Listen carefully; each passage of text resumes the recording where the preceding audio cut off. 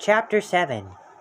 Back at the carousel, Fred, Daphne, and Velma were comparing notes. Maisie was listening in. "Did you find anything interesting around Ostando's tent?" Velma asked the others. "Not really," Fred said. "It looked like someone had already repaired the cut rope. Everything else seemed pretty ordinary." "Except for all that trash," Daphne said. "What kind of trash?" Velma asked. "We found a huge pile of red and white popcorn bags," Daphne replied. "Jinkies!" Velma said. "What did you find, Velma?" Fred asked.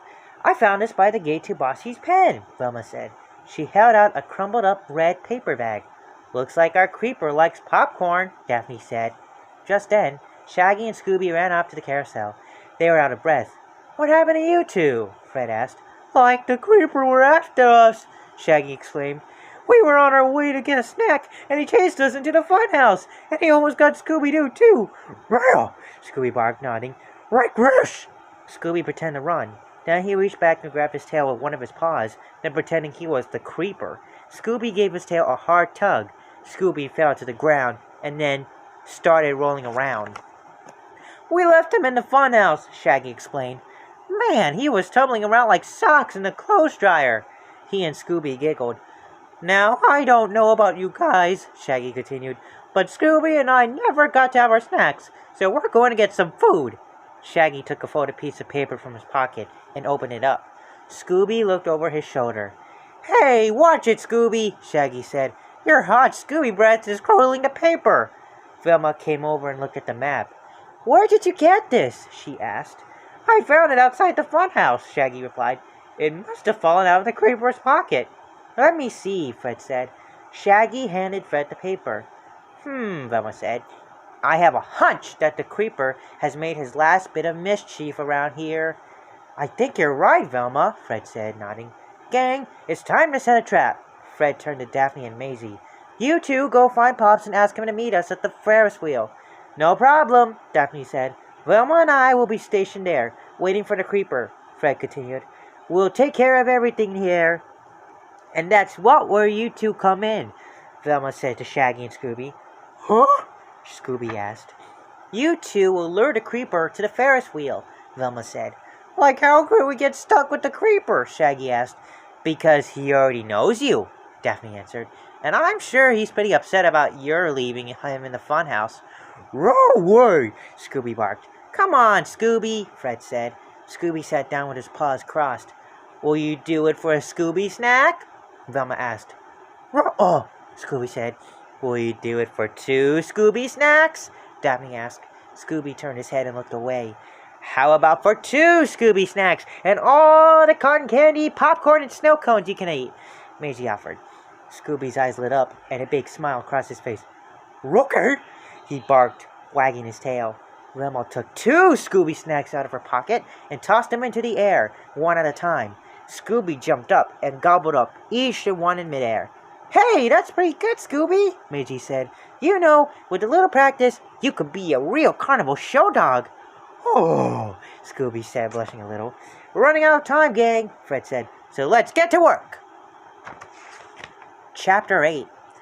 Daphne and Maisie walked off toward the front gate to find Pops. Fred and Velma turned and headed for the Ferris wheel.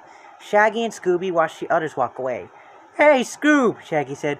"What do you say we play a quick game on the midway? I know I can knock those milk bottles down again." "Rooker," Scooby said. The two of them walked back toward the midway.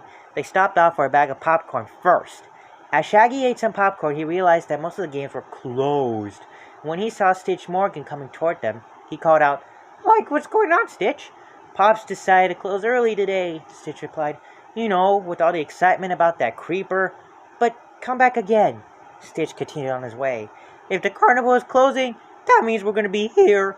Like, all alone with the creeper," Shaggy said. Suddenly, it became very quiet. Then they heard someone moaning in the distance. "Oh no," Shaggy whimpered. "Here we go again."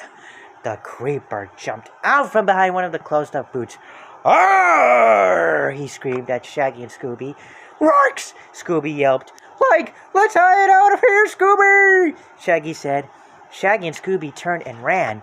The creeper started running after them.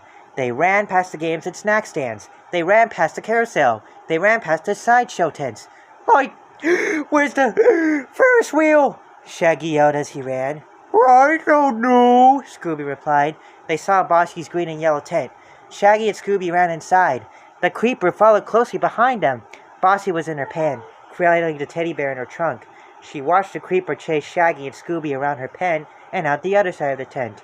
The Ferris wheel was just ahead, and Shaggy and Scooby ran toward it. Like Fred! Help! Shaggy called. Fred and Velma stepped out from the control booth at the base of the Ferris wheel. In here! They called. Shaggy ran toward the booth, but Scooby didn't hear Fred. He was too busy looking over his shoulder at the creeper, who was getting closer. The creeper was just about to grab Scooby when Scooby ran to one of the cars on the Ferris wheel. He closed the door behind him. Quick! Start it up! Shaggy yelled. The creeper's going to get Scooby! Inside the booth, Pops hit the switch, and the Ferris wheel started moving. Scooby was safe inside his car. He poked his head out and saw the creeper jump into another car. Up, up, up went Scooby and the creeper.